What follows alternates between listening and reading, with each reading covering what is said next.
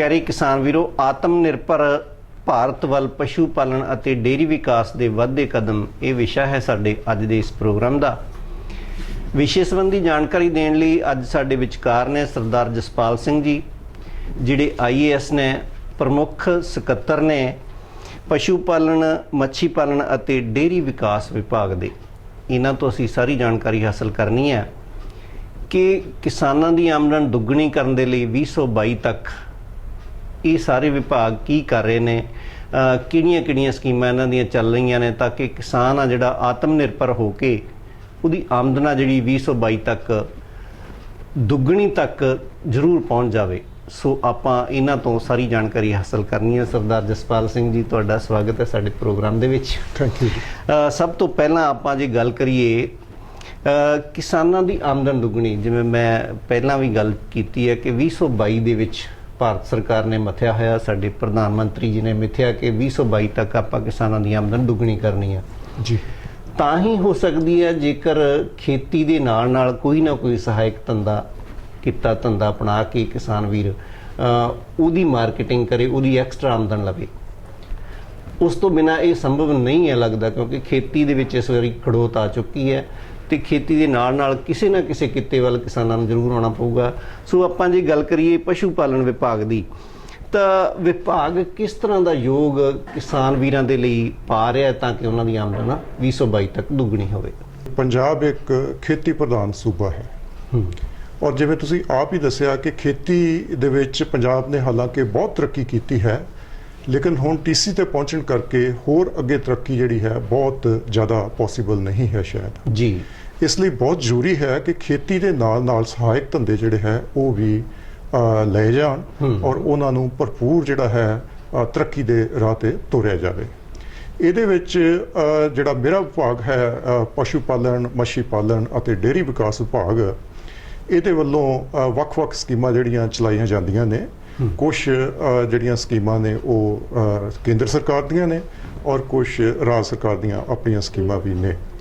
ਸੋ ਇਹਨਾਂ ਸਕੀਮਾਂ ਦੇ ਵਿੱਚ ਮੁੱਖ ਤੌਰ ਤੇ ਮੈਂ ਨਾਮ ਲੈਣਾ ਚਾਹੂੰਗਾ, ਇੱਕ ਹੈ ਨੈਸ਼ਨਲ ਲਾਈਵ ਸਟਾਕ ਮਿਸ਼ਨ, ਦੂਸਰਾ ਹੁਣੇ ਨਵੀਂ ਸਕੀਮ ਜਿਹੜੀ ਲਾਂਚ ਹੋਈ ਹੈ ਉਹ ਹੈ ਪ੍ਰਧਾਨ ਮੰਤਰੀ ਮਤस्य ਯੋਜਨਾ, ਔਰ ਤੀਸਰੀ ਜਿਹੜੀ ਸਕੀਮ ਹੈ ਇਹ ਵੀ ਹੁਣੇ ਲਾਂਚ ਹੋਈ ਹੈ ਕੋਵਿਡ ਦੇ ਚਲਦਿਆਂ। ਇਸ ਸਕੀਮ ਦਾ ਨਾਮ ਹੈ animal husbandry infrastructure development fund. So ਇਹ ਜਿਹੜੇ ਪ੍ਰੋਗਰਾਮਸ ਹੈਗੇ ਨੇ, ਇਹ ਪ੍ਰੋਗਰਾਮਾਂ ਦੇ ਨਾਲ ਸਾਡੀ ਕੋਸ਼ਿਸ਼ ਹੈ ਕਿ ਕਿਸਾਨ ਵੀਰਾਂ ਦੀ ਆਮਦਨ ਜਿਹੜੀ ਹੈ ਉਹਦੇ ਵਿੱਚ ਵਾਧਾ ਕੀਤਾ ਜਾਵੇ ਔਰ 2022 ਤੱਕ ਇਹ ਜਿਹੜੀ ਆਮਦਨ ਹੈਗੀ ਆ ਇਹਨੂੰ ਦੁੱਗਣਾ ਕੀਤਾ ਜਾਵੇ। ਸੋ ਬਿਲਕੁਲ ਜੀ, ਤੁਸੀਂ ਜਸਪਾਲ ਸਿੰਘ ਜੀ ਬਹੁਤ ਅੱਛਾ ਦੱਸਿਆ ਆ ਕਿ ਸਕੀਮਾਂ ਭਾਰਤ ਸਰਕਾਰ ਦੀਆਂ ਵੀ ਨੇ, ਪੰਜਾਬ ਸਰਕਾਰ ਦੀਆਂ ਵੀ ਸਕੀਮਾਂ ਜਿਹੜੀਆਂ ਕਿਸਾਨ ਵੀਰਾਂ ਦੇ ਲਈ ਚੱਲ ਰਹੀਆਂ ਨੇ। ਕਿਸਾਨ ਵੀਰਾਂ ਨੂੰ ਇਹੋ ਜਿਹੇ ਪਲੇਟਫਾਰਮ ਤੇ ਲਿਆਉਣ ਲਈ ਸਕੀਮਾਂ ਚੱਲ ਰਹੀਆਂ ਕਿ 2022 ਤੱਕ ਉਹਨਾਂ ਦੀ ਆਮਦਨ ਦੁੱਗਣੀ ਹੋ ਜਾਵੇ। ਸੋ ਸਭ ਤੋਂ ਪਹਿਲਾਂ ਜੇ ਅਸੀਂ ਗੱਲ ਕਰੀਏ ਪਸ਼ੂ ਪਾਲਣ ਦੀ, ਪਸ਼ੂ ਪਾਲਣ ਤਾਂ ਹੀ ਲਾਹੇਵੰਦ ਕਿੱਤਾ ਹੋ ਸਕਦਾ ਜੇ ਇਹਦੇ ਵਿੱਚ ਨਸਲ ਸੁਧਾਰ ਹੋਵੇ, ਵਧੇਰੇ ਦੁੱਧ ਉਤਪਾਦ ਹੋਵੇ। ਨਸਲ ਸੁਧਾਰ ਨਾਲ ਹੀ ਇਹ ਵਧੇਰੇ ਦੁੱਧ ਉਤਪਾਦ ਹੋਊਗਾ। ਤੇ ਇਹਦੇ ਸੰਬੰਧੀ ਥੋੜਾ ਜਿਹਾ ਵਿਸਥਾਰ ਨਾਲ ਦੱਸੋ ਕਿ ਸਾਡੇ ਜਿਹੜੇ ਦੁੱਧ ਉਤਪਾਦਕ ਨੇ ਆਪਣੇ ਪਸ਼ੂਆਂ ਦੇ ਵਿੱਚ ਨਸਲ ਸੁਧਾਰਨ ਲਈ ਕਿਹੋ ਜਿਹੇ ਉਪਰਾਲੇ ਕਰਨ? ਪੰਜਾਬ ਸਰਕਾਰ ਵੱਲੋਂ ਜਿਹੜੇ ਹੈ ਕਈ ਤਰ੍ਹਾਂ ਦੇ ਕਦਮ ਇਸ ਮੁਤਲਕ ਜਿਹੜੇ ਹੈ ਉਹ ਲਏ ਗਏ ਨੇ। ਸਭ ਤੋਂ ਪਹਿਲੀ ਗੱਲ ਜਿਹੜੀ ਮੈਂ ਤੁਹਾਡੇ ਨਾਲ ਸਾਂਝੀ ਕਰਨਾ ਚਾਹੂੰਗਾ, ਅਸੀਂ ਇੱਥੇ ਵੱਖ-ਵੱਖ ਜਿਹੜੇ ਹੈ ਫਾਰਮਸ ਐਸਟੈਬਲਿਸ਼ ਕੀਤੇ ਹੋਏ ਨੇ, ਜਿਨ੍ਹਾਂ ਦੇ ਵਿੱਚ ਮੱਝਾਂ ਦੇ ਵਿਕਾਸ ਦੇ ਫਾਰਮ ਹੈਗੇ ਨੇ, ਗਾਈਆਂ ਵਾਸਤੇ ਵੀ ਸਿਮਿਲਰਲੀ ਫਾਰਮ ਹੈਗੇ ਨੇ ਔਰ ਇਹਨਾਂ ਫਾਰਮਸ ਤੇ ਅਸੀਂ ਅੱਛੀ ਕਿਸਮ ਦੀਆਂ ਜਿਹੜੀਆਂ ਨਸਲਾਂ ਹਾਂ ਉਹਨਾਂ ਨੂੰ ਜਿਹੜਾ ਕੰਜ਼ਰਵ ਕਰਨ ਦੀ ਕੋਸ਼ਿਸ਼ ਕਰਦੇ ਹਾਂ, ਉਹਨਾਂ ਨੂੰ ਡਿਵੈਲਪ ਕਰਨ ਦੀ ਕੋਸ਼ਿਸ਼ ਕਰਦੇ ਹੈਗੇ ਹਾਂ।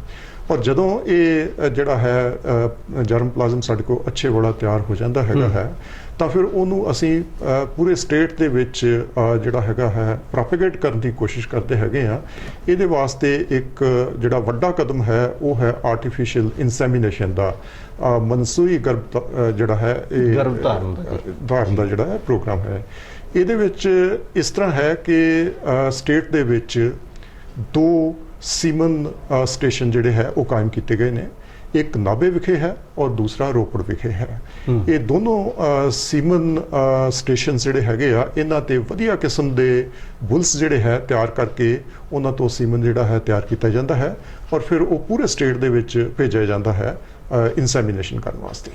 ਹੁਣ ਆਪਾਂ ਗੱਲ ਕਰੀਏ, ਦੇਖੋ ਕਿਸੇ ਵੀ ਪਸ਼ੂ ਨੇ ਆਪਣੀ ਸਿਹਤ ਨੂੰ ਚੰਗਾ ਰੱਖਣਾ ਜਾਂ ਉਹਨੂੰ ਹਰੇਕ ਚਾਰੇ ਦੀ ਬਹੁਤ ਲੋੜ ਆ, ਜਾਂ ਅਸੀਂ ਕਹ ਲਈਏ ਸੰਤੁਲਿਤ ਖੁਰਾਕ ਦੀ ਬਹੁਤ ਲੋੜ ਹੈ। ਤੋ ਸੰਤੁਲਿਤ ਖੁਰਾਕ ਪਸ਼ੂਆਂ ਨੂੰ ਮਿਲੇ, ਵਿਭਾਗ ਇਹਦੇ ਸੰਬੰਧੀ ਸਾਡੇ ਕਿਸਾਨ ਵੀਰਾਂ ਨੂੰ ਕਿਹੋ ਜਿਹਾ ਉਪਰਾਲੇ ਕਰਨ ਲਈ ਕਹਿ ਰਿਹਾ ਹੈ, ਕਿਹੋ ਜਿਹਾ ਉਹਨਾਂ ਦੇ ਲਈ ਜਿਹੜਾ ਦੱਸ ਰਿਹਾ ਆ, ਕਿਹੋ ਜਿਹਾ ਗਿਆਨ ਦੇ ਰਿਹਾ? ਜਿਵੇਂ ਮੈਂ ਜ਼ਿਕਰ ਕੀਤਾ ਸੀਗਾ ਕਿ animal husbandry infrastructure development fund government of India ਨੇ ਚਾਲੂ ਕੀਤਾ ਹੈ ਕੋਵਿਡ ਦੇ ਚੱਲਦੇ ਹੋਏ। ਇਸ ਫੰਡ ਜਿਹੜਾ ਪੂਰੇ ਭਾਰਤ ਵਾਸਤੇ 15,000 ਕਰੋੜ ਦਾ ਹੈਗਾ ਹੈ ਔਰ ਅਸੀਂ ਜਿਹੜਾ ਹੈ ਕੋਸ਼ਿਸ਼ ਕਰ ਰਹੇ ਹੈਗੇ ਆ, ਐਂਟਰਪ੍ਰੈਨਿਓਰਸ ਦੇ ਨਾਲ ਗੱਲਬਾਤ ਕਰ ਰਹੇ ਹਾਂ ਕਿ ਫੀਡ ਫੈਕਟਰੀਜ਼ ਜਿਹੜੀਆਂ ਹੈ ਉਹ ਲਗਾਈਆਂ ਜਾਣ। ਫੀਡ ਫੈਕਟਰੀਜ਼ ਦੇ ਨਾਲ ਹੋਰ ਵੀ ਕਈ ਕਿਸਮ ਦੇ ਅਸੀਂ ਚਾਹੁੰਦੇ ਹਾਂ ਕਿ ਕਦਮ ਚੁੱਕੇ ਜਾਣ, ਜਿਵੇਂ ਕਿ ਅਸੀਂ ਇੱਕ ਪਿਗਰੀ ਸਲੌਟਰ ਹਾਊਸ ਲਗਵਾਉਣਾ ਚਾਹੁੰਦੇ ਹਾਂ ਸੋ ਦੈਟ ਜਿਹੜੇ ਸਾਡੇ ਆਪਣੇ ਸੂਰ ਪਾਲਕ ਫਾਰਮਰ ਹੈਗੇ ਨੇ ਉਹਨਾਂ ਨੂੰ ਮਾਰਕੀਟਿੰਗ ਦੀ ਇੱਕ ਸੁਵਿਧਾ ਜਿਹੜੀ ਆ ਉਹ ਪ੍ਰਾਪਤ ਹੋ ਜਾਏ। ਤੋ ਇਹ ਜਿਹੜਾ ਮੈਂ ਫੰਡ ਦਾ ਪਹਿਲਾਂ ਵੀ ਜ਼ਿਕਰ ਕੀਤਾ ਸੀਗਾ, ਇਹਦੇ ਵਿੱਚ ਇਹ ਹੈ ਕਿ ਅਸੀਂ ਕੋਸ਼ਿਸ਼ ਕਰਾਂਗੇ ਕਿ ਫੀਡ ਫੈਕਟਰੀਜ਼ ਜਿਹੜੀਆਂ ਹੈ ਉਹ ਲਗਵਾਈਆਂ ਜਾਣ ਜੀ। ਦੂਸਰੇ ਲੈਵਲ ਤੇ ਸਾਡੀ ਕੋਸ਼ਿਸ਼ ਹੈ ਕਿ ਸਾਡੇ ਵਿਭਾਗ ਦੇ ਵਿੱਚ ਇੱਕ ਫੋਡਰ ਵਿੰਗ ਹੈ, ਉਹਦੇ ਵਿੱਚ ਸਾਡੇ ਕੋਲ ਜ਼ਿਲ੍ਹਾ ਪੱਧਰ ਤੇ ਆਫੀਸਰਸ ਹੈਗੇ ਨੇ ਔਰ ਉਹ ਆਫੀਸਰਸ ਜਿਹੜੇ ਹੈਗੇ ਆ, ਮੈਂ ਹੁਣੇ ਉਹਨਾਂ ਨੂੰ ਹਦਾਇਤਾਂ ਵੀ ਜਾਰੀ ਕੀਤੀਆਂ ਨੇ ਕਿ ਆਪਣੇ ਆਪਣੇ ਜ਼ਿਲ੍ਹੇ ਦੇ ਵਿੱਚ ਉਹ ਇੱਕ ਡੈਮੋਨਸਟ੍ਰੇਸ਼ਨ ਫਾਰਮ ਜਿਹੜਾ ਹੈ ਉਹ ਕਾਇਮ ਕਰਨ ਜੀ। ਔਰ ਡੈਮੋਨਸਟ੍ਰੇਸ਼ਨ ਫਾਰਮ ਦਾ ਮਤਲਬ ਇਹ ਹੋਇਆ ਕਿ ਚੰਗਾ ਚਾਰਾ ਜਿਹੜਾ ਹੈ, ਹਰਾ ਚਾਰਾ, ਉਹ ਉੱਥੇ ਬੀਜਣ ਉਗਾਉਣ, ਉਹਦੇ ਨਾਲ ਹੀ ਨਾਲ ਇਹ ਜਿਹੜਾ ਹੈਗਾ ਚਾਰੇ ਵਾਸਤੇ ਬੀਜ ਤਿਆਰ ਜਿਹੜਾ ਹੈ ਉਹ ਵੀ ਕਰਨ ਔਰ ਇਹ ਜਿਹੜਾ ਹੈਗਾ ਇੱਕ ਡੈਮੋਨਸਟ੍ਰੇਸ਼ਨ ਦੀ ਤਰ੍ਹਾਂ ਤੇ ਕੰਮ ਕਰਨਾ ਚਾਹੀਦਾ ਹੈ। ਕਿਸਾਨ ਵੀਰ ਆ ਕੇ ਦੇਖਣਗੇ ਕਿ ਇੱਥੇ ਇਹ ਚੰਗਾ ਕੰਮ ਹੋਇਆ ਤੇ ਜੇ ਉਹਨਾਂ ਨੂੰ ਲੱਗੇਗਾ ਕਿ ਇਹ ਕੰਮ ਚੰਗਾ ਹੈਗਾ ਹੈ ਤਾਂ ਉਹ ਟੈਕਨੀਕਸ, ਉਹ ਪ੍ਰੈਕਟਿਸਿਸ ਉਹ ਅਡਾਪਟ ਕਰਨਗੇ ਤੇ ਉਹ ਚੰਗਾ ਚਾਰਾ ਜਿਹੜਾ ਹੈ ਤਿਆਰ ਕਰਵਾ ਸਕਣਗੇ।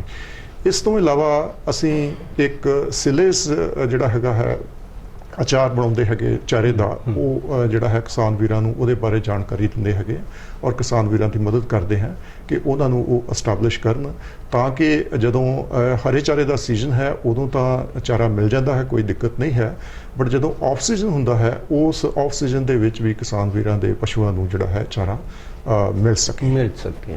ਆਪਾਂ ਇੱਥੇ ਗੱਲ ਕਰੀਏ ਜਸਪਾਲ ਸਿੰਘ ਜੀ, ਪਸ਼ੂ ਧਨ ਦੇ ਨਾਲ ਨਾਲ ਹੋਰ ਕਿਹੜੇ ਸਹਾਇਕ ਕਿੱਤੇ ਨੇ ਜਿਹੜੇ ਤੁਹਾਡੇ ਵਿਭਾਗ ਦੇ ਵਿੱਚ ਆਉਂਦੇ ਨੇ, ਜਿਹੜੇ ਅਪਣਾ ਕੇ ਸਾਡੇ ਕਿਸਾਨ ਵੀਰ ਆਪਣੀ ਆਮਦਨ ਨੂੰ ਹੋਰ ਅੱਗੇ ਵਧਾ ਸਕਦੇ ਨੇ 2022 ਤੱਕ ਜੇ ਆਪਾਂ ਗੱਲ ਕਰੀਏ?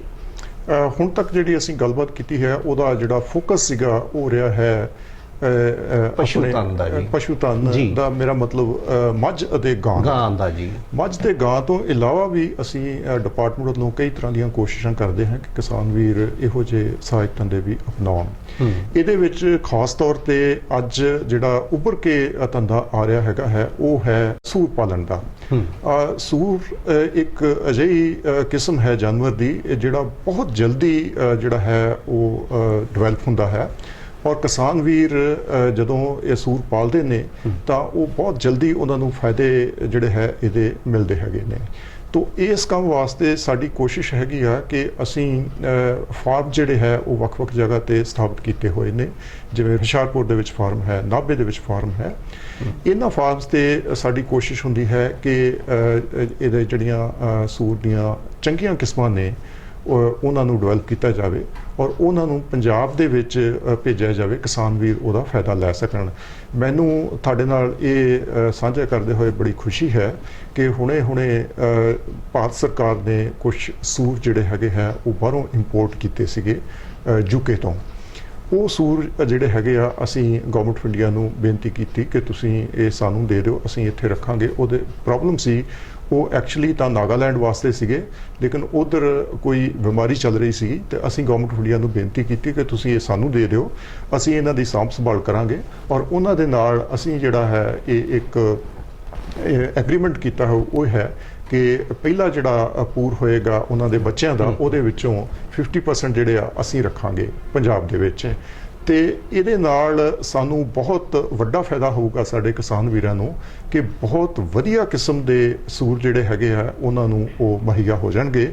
ਔਰ ਮੈਂ ਸਮਝਦਾ ਹਾਂ ਕਿ ਕਿਸਾਨ ਵੀਰ ਜਿਹੜੇ ਹੈ ਇਹ ਬਹੁਤ ਅੱਛਾ ਲਾਭ ਪ੍ਰਾਪਤ ਕਰਨਗੇ। ਜਿਵੇਂ ਮੈਂ ਜ਼ਿਕਰ ਕਰਨਾ ਚਾਹੁੰਦਾ ਸੀਗਾ ਕਿ ਸਾਡੇ ਕੋਲ ਮੱਤੇਵਾੜਾ ਦੇ ਵਿੱਚ ਕੁਝ ਫਾਰਮਸ ਹੈਗੇ ਨੇ, ਉੱਥੇ ਜਿਵੇਂ ਮੈਂ ਮੱਝ ਦੇ ਫਾਰਮ ਦਾ ਜ਼ਿਕਰ ਕੀਤਾ ਸੀ, ਮੱਝ ਦਾ ਫਾਰਮ ਉੱਥੇ ਹੈ, ਇਸ ਤੋਂ ਇਲਾਵਾ ਬੱਕਰੀਆਂ ਦਾ ਫਾਰਮ ਹੈ ਉੱਥੇ ਵਗੈਰਾ ਵਗੈਰਾ।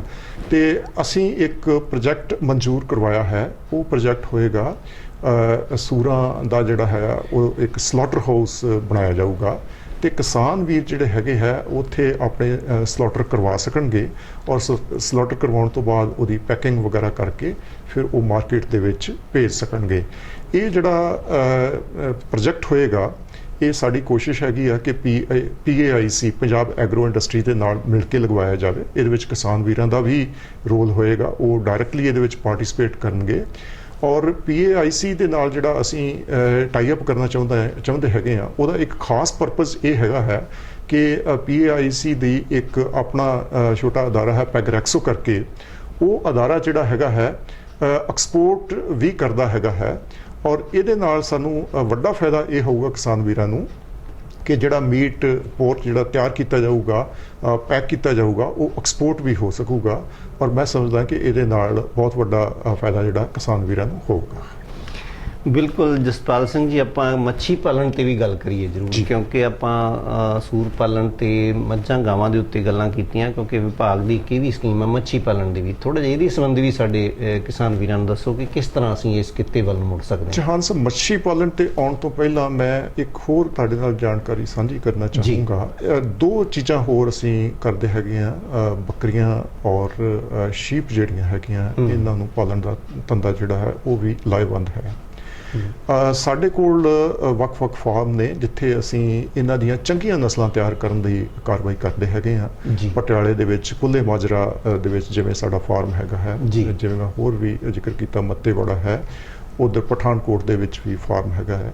ਇਹਨਾਂ ਫਾਰਮਾਂ ਤੇ ਅਸੀਂ ਜਿਹੜੀਆਂ ਬੱਕਰੀ ਦੀਆਂ ਚੰਗੀਆਂ ਨਸਲਾਂ ਜਿਹੜੀਆਂ ਪੈਦਾ ਕਰਕੇ ਔਰ ਸਬਸਿਡਾਈਜ਼ਡ ਰੇਟਸ ਤੇ ਕਿਸਾਨ ਵੀਰਾਂ ਨੂੰ ਜਿਹੜਾ ਹੈ ਉਹ ਪ੍ਰੋਵਾਈਡ ਕਰਦੇ ਹੈਗੇ ਆ, ਤਾਂ ਕਿ ਜਿਹੜੇ ਕਿਸਾਨ ਵੀਰ ਬੱਕਰੀ ਪਾਲਣ ਦਾ ਜਾਂ ਭੇਡ ਪਾਲਣ ਦਾ ਧੰਦਾ ਕਰਨਾ ਚਾਹੁੰਦੇ ਨੇ ਉਹ ਵੀ ਲਾਭ ਪ੍ਰਾਪਤ ਕਰ ਸਕਣ।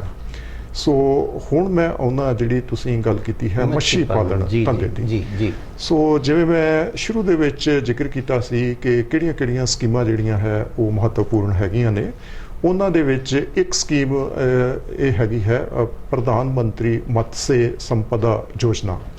ਇਸ ਯੋਜਨਾ ਦਾ ਪਰਪਸ ਇਹ ਹੈਗਾ ਕਿ ਮੱਛੀ ਪਾਲਣ ਦਾ ਜਿਹੜਾ ਧੰਦਾ ਹੈ ਇਹਦਾ ਭਰਪੂਰ ਵਿਕਾਸ ਕੀਤਾ ਜਾਵੇ ਜੀ। ਤੇ ਮੈਨੂੰ ਇਹ ਦੱਸਦੇ ਹੋਏ ਤੁਹਾਨੂੰ ਬੜੀ ਖੁਸ਼ੀ ਹੈ, ਕਿਸਾਨ ਵੀਰਾਂ ਨੂੰ ਦੱਸਦੇ ਹੋਏ ਬੜੀ ਖੁਸ਼ੀ ਹੈ ਕਿ ਪੰਜਾਬ ਦੇ ਵਿੱਚ ਮੱਛੀ ਪਾਲਣ ਦਾ ਧੰਦਾ ਜਿਹੜਾ ਹੈ ਉਹ ਵੀ ਕਾਫੀ ਹੁਣ ਤਰੱਕੀ ਕਰ ਰਿਹਾ ਹੈਗਾ। ਬਿਲਕੁਲ ਜੀ। ਇਹਦੇ ਵਿੱਚ ਇਸ ਤਰ੍ਹਾਂ ਹੈ ਕਿ ਜਿਹੜਾ ਲੈਂਡ ਹੈ ਪੰਜਾਬ ਦੇ ਵਿੱਚ ਉਹ ਕਾਫੀ ਮਹਿੰਗੀ ਹੈਗੀ ਹੈ ਤੇ ਆਮ ਤੌਰ ਤੇ ਦੇਖਿਆ ਗਿਆ ਕਿ ਕਿਸਾਨ ਵੀਰ ਮਹਿੰਗੀ ਵਾਲੀ ਜਿਹੜੀ ਕਿਸਮ ਦੀ ਹੈਗੀ ਭੂਮੀ ਹੈਗੀ ਆ ਉਹਦੇ ਵਿੱਚ ਮੱਛੀ ਪਾਲਣ ਦਾ ਧੰਦਾ ਕਰਨ ਤੋਂ ਥੋੜਾ ਕੁਤਰਾਉਂਦੇ ਨੇ। ਵਿਭਾਗ ਕਿਸਾਨ ਵੀਰਾਂ ਨੂੰ ਇਹ ਜਾਣਕਾਰੀ ਦਿੰਦਾ ਹੈ ਕਿ ਮੱਛੀ ਪਾਲਣ ਦਾ ਜਿਹੜਾ ਧੰਦਾ ਹੈ ਇਹ ਇੱਕ ਬਹੁਤ ਹੀ ਲਾਭਦਾਇਕ ਧੰਦਾ ਹੈ ਔਰ ਇਹਦੇ ਵਿੱਚ ਬਹੁਤ ਚੰਗੀ ਫਸਲ ਉਗਾਉਣ ਦੇ ਬਰਾਬਰ ਜਾਂ ਉਸ ਤੋਂ ਵੀ ਵੱਧ ਜਿਹੜੀ ਹੈ ਉਹ ਖੇਤੀ ਫਾਇਦਾ ਜਿਹੜਾ ਹੈ ਉਹ ਪ੍ਰਾਪਤ ਕੀਤਾ ਜਾ ਸਕਦਾ ਹੈਗਾ। ਖਾਸ ਤੌਰ ਤੇ ਉਹ ਇਲਾਕੇ ਜਿੱਥੇ ਜਿਹੜੀ ਲੈਂਡ ਹੈਗੀ ਹੈ ਉਹ ਇੰਨੀ ਉਪਜਾਊ ਨਹੀਂ ਹੈਗੀ ਹੈ, ਜਿਵੇਂ ਕਿ ਸਾਡੇ ਕੋਲ ਕੁਝ ਇਲਾਕੇ ਨੇ ਜਿੱਥੇ ਜਿਹੜਾ ਹੈਗਾ ਹੈ ਪਾਣੀ ਜਿਹੜਾ ਹੈ ਸੇਮ ਜਿਹੜੀ ਆ ਉਹ ਆ ਜਾਂਦੀ ਹੈਗੀ ਹੈ ਤੇ ਉੱਥੇ ਫਿਰ ਖੇਤੀ ਨਹੀਂ ਕੀਤੀ ਜਾ ਸਕਦੀ। ਅਸੀਂ ਕੋਸ਼ਿਸ਼ ਕਰ ਰਹੇ ਹਾਂ ਵਿਭਾਗ ਵੱਲੋਂ ਕਿ ਇਹੋ ਜਿਹੇ ਇਲਾਕੇ ਜਿਹੜੇ ਹੈਗੇ ਆ ਉਹਦੇ ਵਿੱਚ ਕਿਸਾਨ ਵੀਰਾਂ ਨੂੰ ਜਿਹੜਾ ਹੈ ਉਹ ਭਰਪੂਰ ਜਾਣਕਾਰੀ ਦੇ ਕੇ ਉਹਨਾਂ ਦੀ ਮਦਦ ਕਰਕੇ ਜਿਹੜਾ ਮੱਛੀ ਪਾਲਣ ਦਾ ਧੰਦਾ ਹੈ ਇਹਦੇ ਵਿੱਚ ਵਾਧਾ ਕੀਤਾ ਜਾਵੇ। ਇਸ ਤੋਂ ਇਲਾਵਾ ਇੱਕ ਖਾਸ ਤੌਰ ਤੇ ਮੈਂ ਜ਼ਿਕਰ ਕਰਨਾ ਚਾਹੂੰਗਾ ਕਿ ਸ਼੍ਰਿੰਪ ਵੈਰਾਈਟੀ ਹੈ ਜਿਹੜੀ ਕਿ ਕੋਸਟਲ ਏਰੀਆਜ਼ ਦੇ ਵਿੱਚ ਜ਼ਿਆਦਾ ਹੁੰਦੀ ਹੈ। ਇਹਨੂੰ ਕੋਸਟਲ ਏਰੀਆ ਦੇ ਵਿੱਚ ਹੋਣ ਕਰਕੇ ਇਹਨੂੰ ਜਿਹੜਾ ਹੈਗਾ ਹੈ ਇਹ ਸਲਾਈਨ ਵਾਟਰ ਜਿਹੜਾ ਹੈ ਉਹਦੀ ਜ਼ਰੂਰਤ ਹੁੰਦੀ ਹੈ ਔਰ ਸਾਡੇ ਵੀ ਜਿਹੜਾ ਹੈ ਸਾਊਥ ਦਾ ਪਾਰਟ ਹੈ ਜਿਹੜਾ ਮਾਲਵਾ ਰੀਜਨ ਹੈ ਪੰਜਾਬ ਦਾ ਮੁਕਤਸਰ ਮਲੋਟ ਬੋਹਰ ਉਧਰ ਹਾਂਜੀ, ਸੇਮ ਦਾ ਇਲਾਕਾ ਹੈ ਉਹ ਸੇਮ ਦਾ ਇਲਾਕਾ ਵੀ ਹੈ ਤੇ ਉੱਥੇ ਗਰਾਊਂਡ ਵਾਟਰ ਜਿਹੜਾ ਹੈ ਉਹ ਸਲਾਈਨ ਵੀ ਹੈਗਾ saline ਹੈ ਹੈ ਜੀ। ਤੇ ਇਸ ਕਰਕੇ ਇਹ ਵਾਲਾ ਜਿਹੜਾ ਹੈਗਾ ਹੈ ਜਿਹੜਾ ਧੰਦਾ ਹੈ ਉੱਥੇ ਬਹੁਤ ਚੰਗਾ ਹੋ ਸਕਦਾ ਹੈਗਾ ਹੈ। ਔਰ ਮੈਨੂੰ ਇਹ ਦੱਸਦੇ ਖੁਸ਼ੀ ਹੈ ਕਿ 500 ਏਕੜ ਤੱਕ ਹੈਕਟੇਅਰ ਤੱਕ ਜਿਹੜਾ ਹੈ ਇਹ ਕਿਸਾਨਾਂ ਨੇ ਸ਼ਰਿੰਪ ਜਿਹੜੀ ਹੈ ਉਹਦੇ ਪੌਂਡਸ ਲਗਾਏ ਨੇ ਔਰ ਬਹੁਤ ਅੱਛਾ ਇਹਦੇ ਵਿੱਚ ਫਾਇਦਾ ਉਹਨਾਂ ਨੂੰ ਮਿਲਦਾ ਹੈ। ਬਿਲਕੁਲ ਜਸਪਾਲ ਸਿੰਘ ਜੀ, ਦੇਖੋ ਗੱਲ ਇਹ ਹੈ, ਕੋਈ ਵੀ ਕਿੱਤਾ, ਆਪਾਂ ਕਾਫੀ ਸਾਰੇ ਕਿੱਤੇ ਕਿਸਾਨ ਵੀਰਾਂ ਨੂੰ ਤੁਹਾਡੇ ਵਿਭਾਗ ਦੇ ਦੱਸੇ ਨੇ, ਇਹ ਤਾਂ ਹੀ ਸ਼ੁਰੂ ਕਰ ਸਕਦਾ, ਕਈ ਵਾਰੀ ਕਿਸਾਨ ਵੀਰਾਂ ਦੀ ਜੇਬ 'ਚ ਕੋਈ ਪੈਸਾ ਨਹੀਂ ਹੈ ਜੀ, ਕੀ ਉਹਨਾਂ ਨੂੰ ਕੋਈ ਲੋਨ, ਕੀ ਉਹਨਾਂ ਨੂੰ ਉਪਦਾਨ, ਸਬਸਿਡੀ ਆਪਾਂ ਗੱਲ ਕਰੀਏ, ਕੀ ਉਹਨਾਂ ਨੂੰ ਮਿਲਦੀ ਹੈ ਤੁਹਾਡੇ ਵਿਭਾਗ ਵੱਲੋਂ ਕਿਸੇ ਵੀ ਕਿੱਤੇ ਧੰਦੇ ਨੂੰ ਸ਼ੁਰੂ ਕਰਨ ਦੇ ਲਈ, ਤਾਂ ਕਿ ਉਹ ਆਪਣੇ ਪੈਰਾਂ ਤੇ ਖੜੇ ਹੋ ਕੇ ਆਤਮ ਨਿਰਭਰ ਹੋ ਸਕਣ? ਜੀ, ਜਿਹੜਾ ਮੱਛੀ ਪਾਲਕ ਕਿਸਾਨ ਵੀਰ ਨੇ ਉਹਨਾਂ ਵਾਸਤੇ ਨਵੀਂ ਸਕੀਮ ਜਿਹੜੀ ਮੈਂ ਜਿਵੇਂ ਦੱਸਿਆ ਸੀਗਾ ਕਿ ਪ੍ਰਧਾਨ ਮੰਤਰੀ ਮਤस्य ਸੰਪਦ ਯੋਜਨਾ ਜਿਹੜੀ ਹੈ ਉਹ ਲਾਗੂ ਹੋਈ ਆ। ਇਹਦੇ ਵਿੱਚ ਵੱਖ-ਵੱਖ ਤਰ੍ਹਾਂ ਦੇ ਕੰਪੋਨੈਂਟ ਹੈਗੇ ਨੇ, ਜਿਵੇਂ ਕਿ ਜਿਹੜਾ ਇਨਫਰਾਸਟ੍ਰਕਚਰ ਹੈ ਉਹਨੂੰ ਡਿਵੈਲਪ ਕਰਨਾ ਹੈ, ਜਿਵੇਂ ਪੌਂਡ ਵਗੈਰਾ ਡਿਵੈਲਪ ਕਰਨਾ ਹੈਗਾ ਹੈ, ਤੇ ਉਹਦੇ ਵਿੱਚ ਅਸੀਂ ਇਹ ਜਿਹੜਾ ਹੈਗਾ ਹੈ ਕਿਸਾਨ ਵੀਰਾਂ ਨੂੰ ਫਾਈਨੈਂਸ਼ੀਅਲ ਏਡ ਜਿਹੜਾ ਸਬਸਿਡੀ ਦੇ ਤੌਰ ਤੇ ਵੀ ਦੇਵਾਂਗੇ। ਇਹ ਸਕੀਮ ਪਹਿਲੇ ਸਾਲ ਐਰਕਾ ਲਾਗੂ ਹੋਣੀ ਹੈ। ਅਸੀਂ ਆਪਣੀ ਪ੍ਰਪੋਜ਼ਲ ਜਿਹੜੀ ਹੈਗੀ ਹੈ ਉਹ ਬਣਾ ਕੇ ਗਵਰਨਮੈਂਟ ਇੰਡੀਆ ਨੂੰ ਭੇਜ ਦਿੱਤੀ ਹੈਗੀ ਹੈ। 135 ਕਰੋੜ ਦੀ ਅਸੀਂ ਪ੍ਰਪੋਜ਼ਲ ਜਿਹੜੀ ਹੈ ਤਿਆਰ ਕਰਕੇ ਭੇਜੀ ਹੈ ਔਰ ਉਹ ਮੇਰੇ ਹਿਸਾਬ ਦੇ ਨਾਲ ਜਲਦੀ ਹੀ ਜਿਹੜੀ ਹੈ ਤਿਆਰ ਹੋ ਜਾਊ, ਆਪਣੇ ਪ੍ਰਪੋਜ਼ਲ ਜਿਹੜੀ ਆ ਅਪਰੂਵ ਹੋ ਜਾਊਗੀ ਔਰ ਉਹ ਅਪਰੂਵ ਹੋਣ ਤੋਂ ਬਾਅਦ ਅਸੀਂ ਇਹ ਸਬਸਿਡੀ ਦੇਣ ਦਾ ਕੰਮ ਜਿਹੜਾ ਹੈ ਜਾਰੀ ਕਰ ਦੇਵਾਂਗੇ। ਬਿਲਕੁਲ ਸਰਦਾਰ ਜਸਪਾਲ ਸਿੰਘ ਜੀ, ਬਹੁਤ ਵਧੀਆ ਤੁਸੀਂ ਜਾਣਕਾਰੀ ਸਾਡੇ ਪੰਜਾਬ ਦੇ ਕਿਸਾਨ ਵੀਰਾਂ ਨੂੰ ਦਿੱਤੀ ਹੈ। ਆਤਮ ਨਿਰਭਰ ਵੱਲ ਕਿਸ ਤਰ੍ਹਾਂ ਕਦਮ ਉਹ ਵੀ ਵਧਾ ਸਕਦੇ ਆ ਤੇ ਆਪਣੇ ਆਪ ਕਿਵੇਂ ਪੈਰਾਂ ਤੇ ਆਪਣੇ ਸਟੈਂਡ ਹੋ ਸਕਦੇ ਆ, ਇੰਨੀ ਜਾਣਕਾਰੀ ਦਿੱਤੀ ਹੈ। ਮੈਂ ਉਮੀਦ ਰੱਖਦਾ ਸਾਡੇ ਕਿਸਾਨ ਵੀਰ ਤੁਹਾਡੇ ਦੱਸੇ ਨੁਕਤਿਆਂ ਤੋਂ ਕਾਫੀ ਜਿਹੜਾ ਪ੍ਰੋਤਸਾਹਿਤ ਹੋਣਗੇ ਅਤੇ ਉਹ ਆਪਣਾ ਜਿਹੜਾ ਕੰਮ ਆ ਉਹ ਖੋਲ੍ਹਣ ਦੀ ਕੋਸ਼ਿਸ਼ ਕਰਨਗੇ ਆਉਣ ਵਾਲੇ ਸਮੇਂ ਦੇ ਵਿੱਚ, ਤਾਂ ਕਿ ਉਹਨਾਂ ਦੀ ਆਮਦਨ ਜਿਹੜੀ 2022 ਦੇ ਵਿੱਚ ਦੁੱਗਣੀ ਹੋਵੇ। ਸੋ ਤੁਹਾਡਾ ਇੰਨੀ ਜਾਣਕਾਰੀ ਦੇਣ ਲਈ ਅਸੀਂ ਬਹੁਤ ਬਹੁਤ ਧੰਨਵਾਦ ਕਰਦੇ। ਬਹੁਤ ਬਹੁਤ ਧੰਨਵਾਦ ਜੀ। ਮੈਂ ਵੀ ਆਸ ਕਰਦਾ ਕਿ ਕਿਸਾਨ ਵੀਰ ਜਿਹੜਾ ਹੈ ਸਹਾਇਕ ਧੰਦਿਆਂ ਵੱਲ ਕਦਮ ਅੱਗੇ ਵਧਾਉਣਗੇ ਔਰ ਜਿਹੜੀਆਂ ਸਰਕਾਰ ਦੀਆਂ ਸਕੀਮਾਂ ਨੇ ਉਹਦਾ ਭਰਪੂਰ ਫਾਇਦਾ ਲੈਣਗੇ। बहुत बहुत धन्यवाद। प्रकृति गजब की ताकत है इसमें।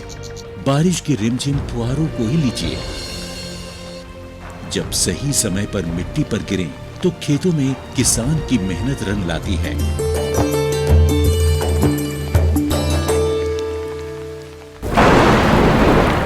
लेकिन वही बारिश बेमौसम हो जाए तो फिर तबाही का मंजर दिखाती है।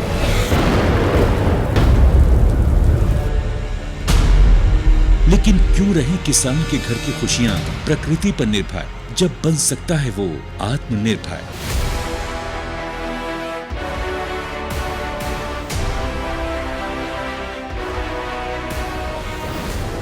किसानों को प्राकृतिक आपदाओं की वजह से फसली नुकसान होने की स्थिति को ध्यान में रखते हुए भारत सरकार ने 2016 में प्रधानमंत्री फसल बीमा योजना की घोषणा की। इस बीमा योजना का उद्देश्य विभिन्न प्रकार की प्राकृतिक आपदाओं जैसे ओले गिरना, जल भराव, बाढ़ का आना, बादल फटना, प्राकृतिक रूप से आग लग जाना, भूस्खलन, चक्रवाती तूफान, बेमौसम बारिश, फसल की बीमारियां, आकाशीय बिजली, कीटों के हमले वगैरह से होने वाले नुकसान की स्थिति में किसानों को वित्तीय सहायता प्रदान करना है।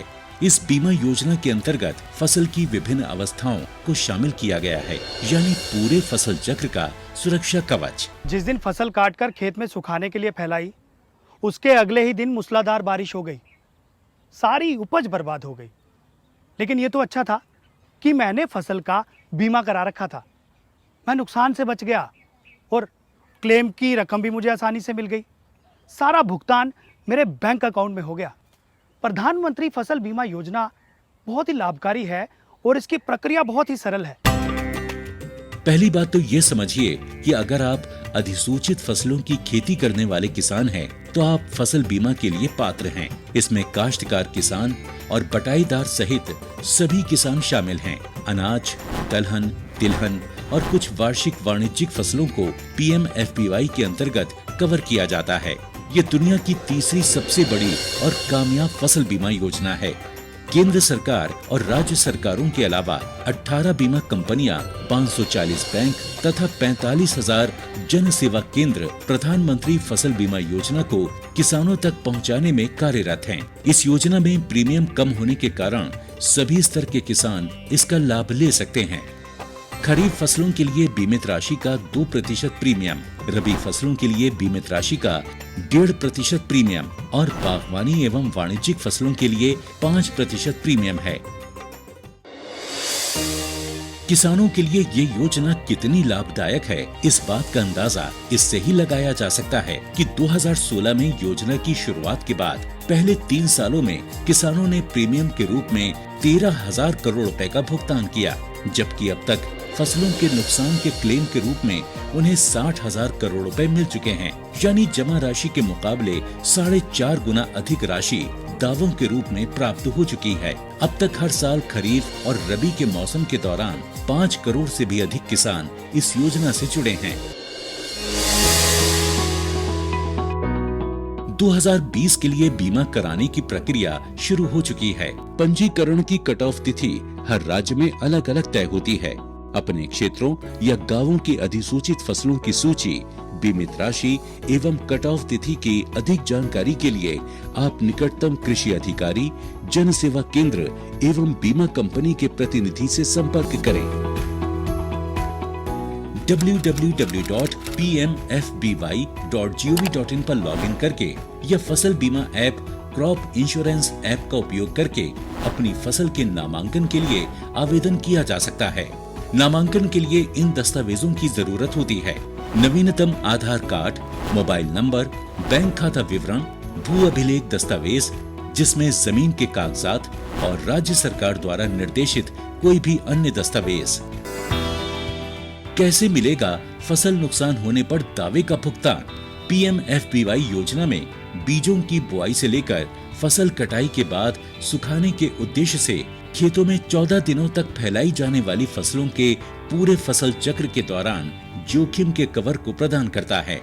स्थानीय आपदा के कारण या अगर फसल कटाई के बाद बीमित फसलों को प्राकृतिक आपदा से नुकसान होता है तो बीमित किसान को 72 घंटे के भीतर इसकी सूचना बीमा कंपनी, बैंक या फिर राज्य सरकार के अधिकारियों या बीमा कंपनी के टोल फ्री नंबर पर देना आवश्यक है। जोखिमों में उपज हानि का आकलन फसल कटाई प्रयोगों के आधार पर किया जाता है। आपदा के कारण हुए नुकसान पर किसान को बीमा कंपनी द्वारा क्लेम राशि का उचित भुगतान मिलता है। क्लेम राशि का भुगतान सीधे किसान के बैंक खाते में किया जाता है। शिकायत निवारण के लिए किसान बीमा कंपनी, निकटतम बैंक शाखा या ब्लॉक या जिला कृषि कार्यालय में संपर्क कर सकते हैं। वो अपनी शिकायतों के लिए जिला और राज्य स्तरीय शिकायत निवारण समिति तक भी पहुंच सकते हैं।